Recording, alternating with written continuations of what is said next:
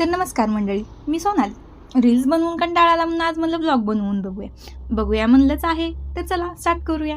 तर आज आम्ही निघालो होतो अक्कलकोटला. 5 वाजता ये म्हणून 7 वाजता निघणारे हे लोक बघा असे दिसतात, घरचेच आहेत. चला जाऊ द्या.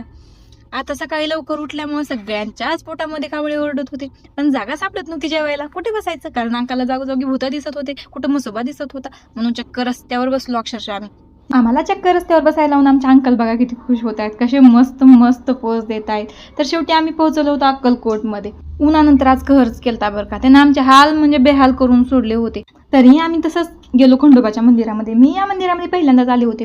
मस्त होतं बरं का मंदिर, छोटंसं एकदम छान होतं.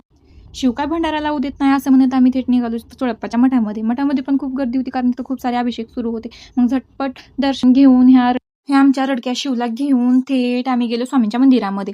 तिथं गेलंच काय नेक्स्ट लेवल समाधान वाटतं माणसाला. मी तर खूप दिवसांनी गेले होते, किती दिवस झाला असेल मला या दरबारामध्ये. देवराज सेव्यमान पावना पंकज व्याल यज्ञ सूत्रमिंदु शेखरं कृपाकरं. स्वामींचा आशीर्वाद घेऊन आता निघालो होतो आम्ही घराकडे जाता जाता आम्ही कुठे शांत जाणार होतो. आमच्या अंगात रील स्टार जागे झाले होते. मग काय आम्ही आता शांत बसत नसतो. तुझ्या रूपानं वेडला